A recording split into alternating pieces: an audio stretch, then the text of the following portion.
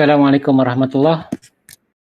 What I want to discuss today is to talk about the issue of pandemic, COVID-19 pandemic, and how this pandemic has disrupted and creates changes to labor market structure. We know that the pandemic is now still on. Now people are talking about the fourth wave of the pandemic.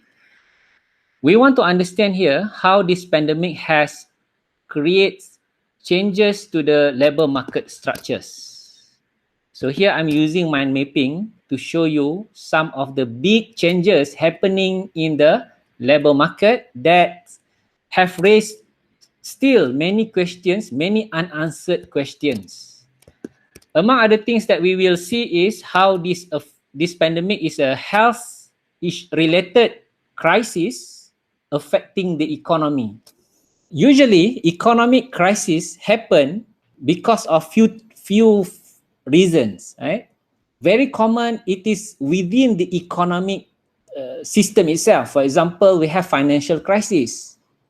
Financial crisis that lead to economic crisis. Okay, so that's one example how within crisis in the economic system itself. Another crisis is when you have natural disaster leading to economic crisis. That's also common. War is another human crisis leading to economic crisis.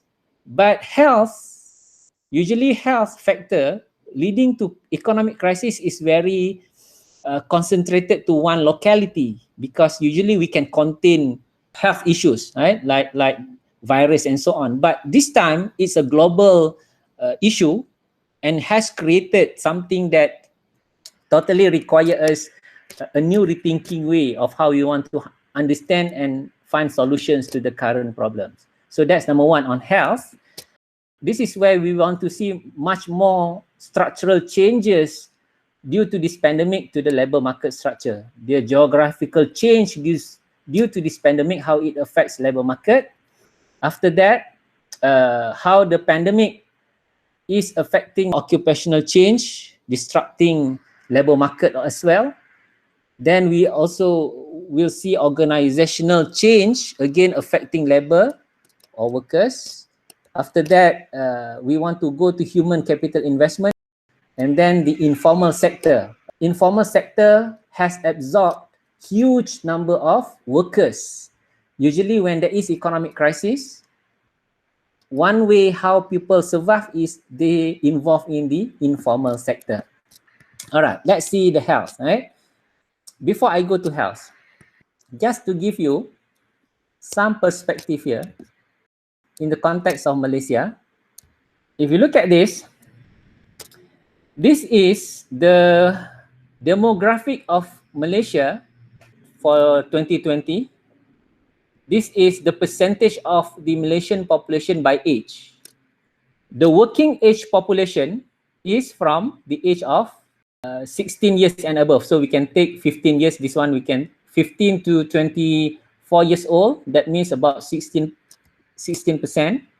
All right, that's working age. And then 25 to 54 years old, that's another major working age population. That's is about 40.8%. Then we have a bit 56 to 60, that's up until retirement. But this one, the second last category here, 56 to 64 years old. This one also still active, in the job market. So you can add basically 16.63% plus 40.86%.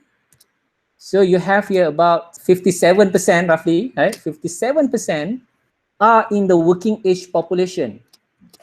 In other words, in the context of Malaysia, we are enjoying what we term as the demographic dividend. Demographic dividend is when your working age population is greater than the non-working age population. Who are the non-working age? Those retired and the younger than 15 years old in general. Another way to put it is, we have more than half of Malaysian population who are productive populations, if they have landed themselves on jobs, they can sustain those who are not in the job market. So this is what we term as the demographic dividend.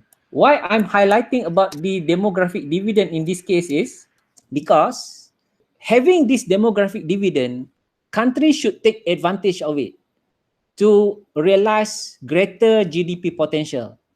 The issue here is when the pandemic hit, most of these potential workers no longer have jobs. So you see the issue now? We are supposed to enjoy our demographic dividend. This working age population should be entitled to get, jobs commensurate with their skills. However, the pandemic has put the situation totally unexpected. These people no longer can have jobs. Therefore, not just they cannot sustain themselves, they also cannot sustain those who depends on them. So that's one big issues. If we still stuck in this pandemic, if this pandemic prolonged, I think more issues will arise from this situation. Because this working age population, they need jobs immediately. For example, when you graduate very soon, definitely there is a natural pressure upon you to find jobs. You will feel bad about yourself if you don't get job after 1 year. And your self-esteem will be lower and so on and so forth. And that's drag, psychology to the economy and so on. So people sometimes resort to crimes and so on. They jump into the informal sector. Those are some prelude to the possibilities of this demographic dividend untapped to their fullest potential due to the pandemic. Let's look at how this pandemic is affecting the health sector, and then we can see some labor market issues in the health sector itself, right? Health. Definitely this is a health-related crisis. Now, this one, market for health workers. I shared with you a video on web model of the labor market. I hope you have watched that video. You can think about the effect of the pandemic using that web model of the labor market. At the moment, there is high demand for doctors and nurses and other health workers. High demand. Supply, we can assume that the supply of health workers, given the current time, is a vertical line. Supply is inelastic. We cannot produce doctors overnight. It takes time. So you can imagine, or you can later watch that web model, because that's very relevant now to explain and understand the issue here. High demand for health workers, but the supply is limited at the moment. At the same time, we no longer can rely on foreign doctors because of border lockdown and so on. So this is one industries in which the labor market is totally facing different scenario compared to other industries such as tourism, such as aviation. Another thing about health sector is, would the current generation who plan to take medical study really interested to become doctors now?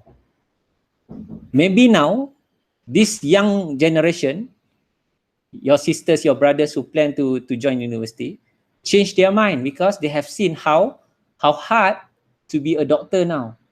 That may reduce the future supply of doctors if the current generation, looking at the state of doctors, nurses now, decided not to pursue medical study.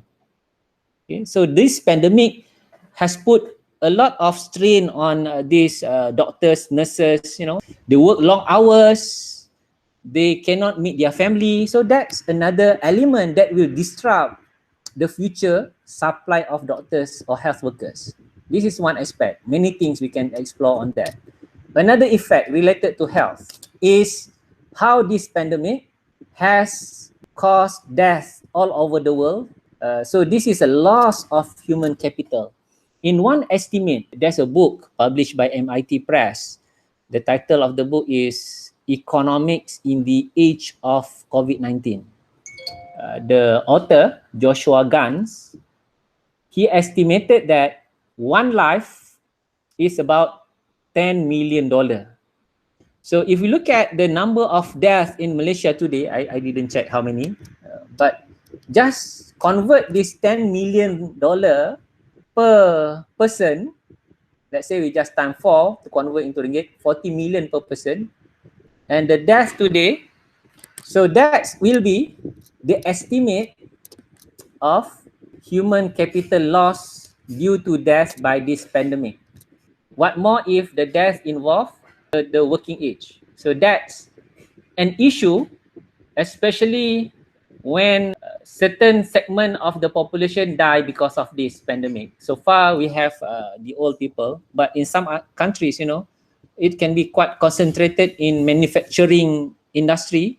Many manufacturing workers got sick by this pandemic, they die, and we need people to replace these workers.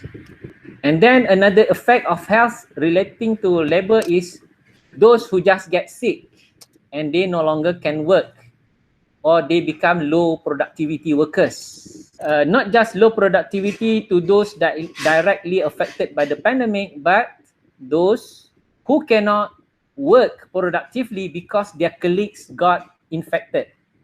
That's also is affecting productivity of workers. Productivity of workers can be measured easily by output over the number of workers. All right, so this is one aspect of pandemic, how from health it can triggers these three consequences. Now let's look at how this pandemic creating geographical change. Geographical change, right? Closure of borders. In our discussion about unemployment, structural and unemployment can be due to occupational as well as geographical. Slightly unique to this pandemic is this border closure is disrupting the freedom of workers to move from one country to another country. I'm talking about this point first. Freedom of movement. Johor and Singapore, Thailand and Malaysia, northern part, and even through flights and so on. There are many workers no longer mobile. This is changing the labor market structure due to this geographical factor. Another aspect of this closure of borders is the supply chain effect, supply chain interruption. One time at the very beginning of the pandemic, when Wuhan was under the lockdown, many supply chain of the world actually comes from China, in particular Wuhan. So all this while, people are thinking that we have global supply chain. Actually, it is not really global. It is very much concentrated. The global supply chain actually comes from China. In particular, it is very much concentrated from Wuhan. That's again creates a geographical barrier. Some firms are thinking about moving their factories. For example, many automobile companies are thinking about revising the supply chain to make it more localized, because learning lesson from this pandemic. Move location, this is very much related to what you study in the labor economics textbook, how geographical change when company decided to move their location. Many companies shut down because of the pandemic. When they shut down, sometimes that would also give these companies the chance to reassess whether it is worth reopening at the same location. We find many outlets in this country, especially franchise, even factories, close down their operation, and hopefully they will reopen at the same location. But as I mentioned, they may rethink about relocate to other place.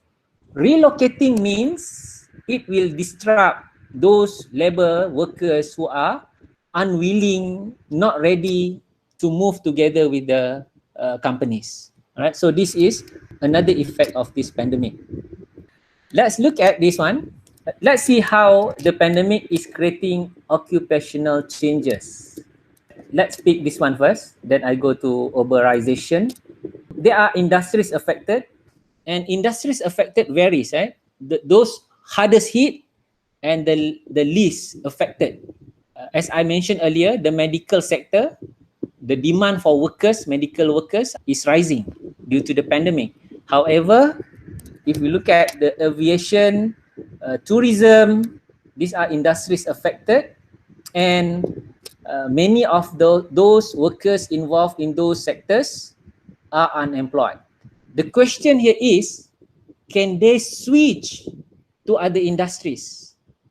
Remember, when you invest in certain skills or certain education, like you invest, you take years to study to become a pilot. Now you cannot fly. You are being laid off. What types of jobs you can do now? Right? But workers' skills are not perfect substitute. You cannot switch overnight to become a chef if you have skills, for example, as a pilot. So that creates issues for these affected workers. People need to find new skills, reskilling, upscaling, and so on. The problem now is what skills you want to have given the current pandemic. What skill is relevant? Because most sectors are affected. So the adjustment required for workers to adapt to the current labor market change due to this pandemic is huge. Remember, when they want to find new skills, it's costly. You want to invest in new skill, you want to get new skills, new knowledge, that's require another human capital investment. That's involve costs. So that's something workers need to think about. Now they don't have job to support themselves. What about to reinvest for new skills? That's another question, right? The next one is Uberization. Uberization is the jargon due to this Uber. We have Grab here. But before this idea of everything becoming, app economy, where these companies in particular is described as, for example, Uber or Grab, they don't call themselves as a renting car company or taxi company. They claim to be a technology company. They don't have cars in principle. These cars are owned by e-hailing drivers, right? So this type of model, right, creates this new phenomenon in the economy, which disrupt the conventional idea of working. Some of you thinking about your very soon future, you will graduate. You may think about what you want to do, right? Before you land yourself on a permanent job. Maybe, I want to be a Grab driver, freelancer, where you get all these jobs offered through apps. That's an Uberization of the workplace, of the job market, right? That is already disrupting before the pandemic. During the pandemic, some industries leapfrog, they become more advanced to take advantage of this technology. While some others are playing catch up. Right? Most workers become the victim of this Uberization because this company does not really, for example, right, that's few days, we find that there are many young people die when they become this food delivery, and their welfare is not well taken care of. And these are qualified people. They just become food rider and so on because they want to do part-time jobs, right? So they die. And that's cost to the economy, that's disrupting to the labor market, and these are creating changes in the way how we look at jobs or occupation. And so this is one aspect. Next, organizational change and how that's affect the labor market. Here I have few other sub branches here. The work culture, maybe work culture I talk later. This one is more famous. I think some of you is doing assignment on work from home. This is something to do with organizational changes. Yes, you can bring this also to relate to occupational changes, also relevant. Nonetheless, I put this under organizational changes because many organizations now, many companies are having online meeting, working from home, and so on. This has totally changed the way how organization functions. And these organizations may again reassess how many workers do they need, how many workers are relevant to this organization post pandemic era. Give you one example. Many companies feel that they don't really need huge office building. People can now work from home. To maintain this office building, there are other workers doing it, right? Like janitors or cleaners and so on. Now, even these low skill jobs also no longer in demand. And that is disrupting the labor market of that segment. The work culture, when I say work culture here, maybe your cohort is a good example. Let's say you are offered jobs, right, after you finish your study, but now your organization is going online. Before this, they are, the normal organization. You as a new cohort in the organization is bringing a new culture to this old cohort, because the old cohort is a group of workers, right, or people.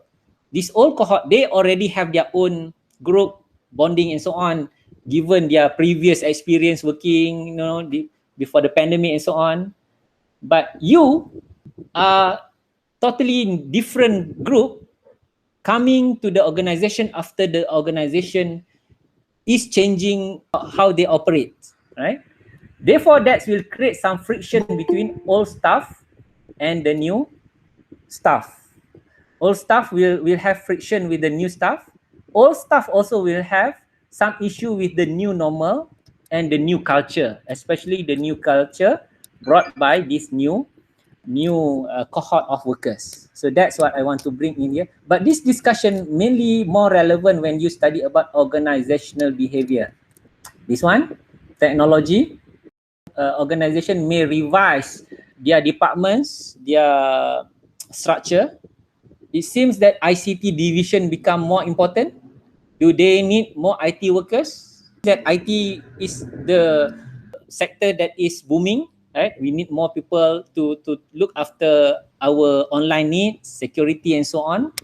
So that's also may require organizations maybe to invest more on those segments. Therefore, that creates much greater demand for people with IT skills. Work-life balance, people are complaining that, yes, now we work from home, but it seems that we are working 24 hours. There is, work-life balance is a hot topic now because people feel very stressed with the current way, the current pandemic, the way how technology is interrupting our life and so on. Work from home is creating this phenomenon of informal sector. When workers work from home, they also look for other new opportunities. Sometimes they start their new venture through the informal sector. I will talk more about the informal sector after this. So that's on organizational impact of the pandemic. Now let's look at this one, human capital. How this pandemic is affecting human capital. Human capital investment is about how individuals decide on whether they want to add more to their knowledge and skills so that when they join the job market, their value is higher. The market would value them higher.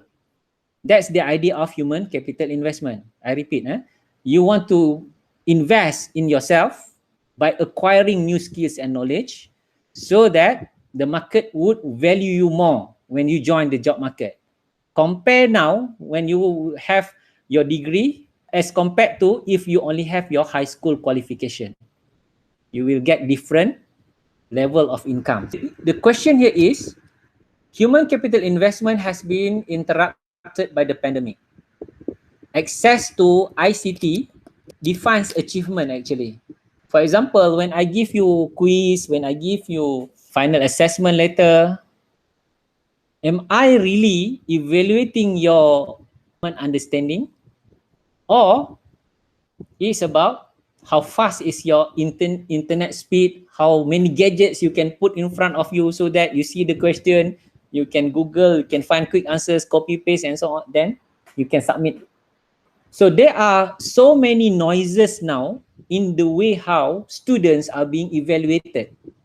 Before this, if we want to evaluate your level of knowledge and skills, we call you into a exam hall, no gadget, you know, just sit, write for certain hours. So we cut off you from any noises outside, any things except your brain and the paper. So basically what you put on paper in general give the examiners and then the potential employers later when they see your transcript, you get A, that means, you know, it's purely from your brain. A brain, B brain, C brain, and so on. But now, last year up until now, most of exams are done online. How much you can trust the students when they answer online?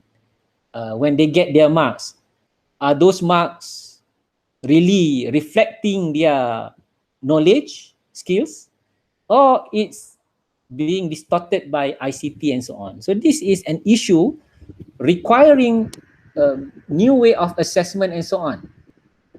That's involve human capital, right? Because your employers would value you, would hire you based on your CGPA.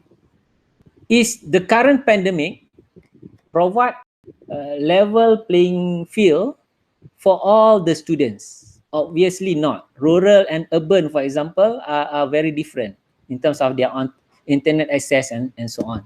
So this is one issue that's really up until now, policymakers are scrambling to find the best way if the current pandemic prolong. For example, now we find that many schools in Shah Alam, in Kelantan are closed.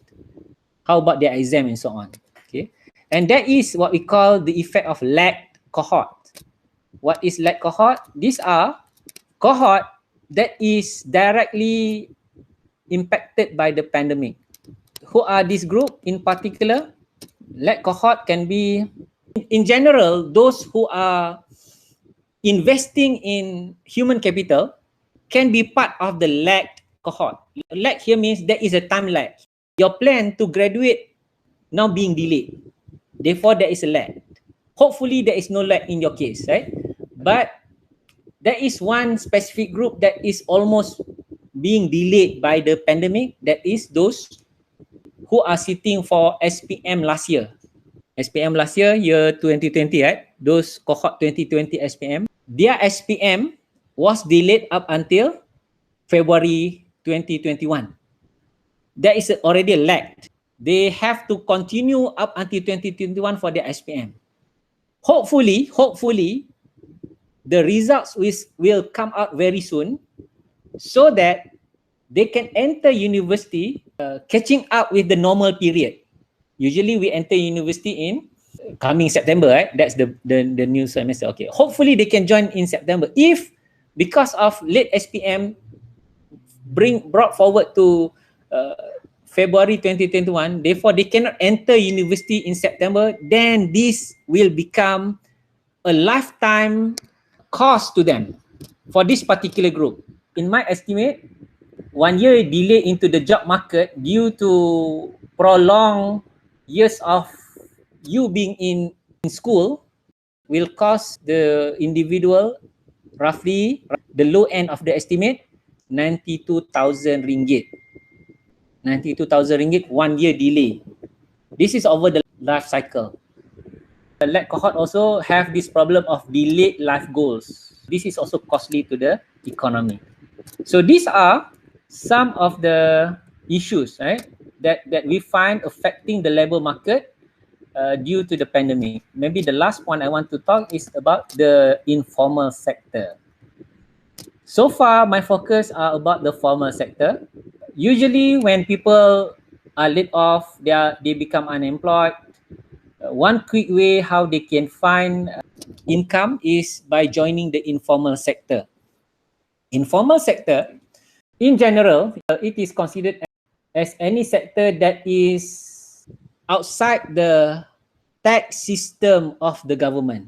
That's the very general concept of informal sector. Any sector that escape the tax system. Let's say you open a small stall in front of your house, you sell goreng pisang or nasi lemak, whatever, and the tax people cannot detect you, don't detect you, or is simply not in their radar. All right, so that is informal. One definition of it. Another way is the underground economy is very common, related to informal sector, usually drug trafficking, human trafficking. They purposely avoid being caught.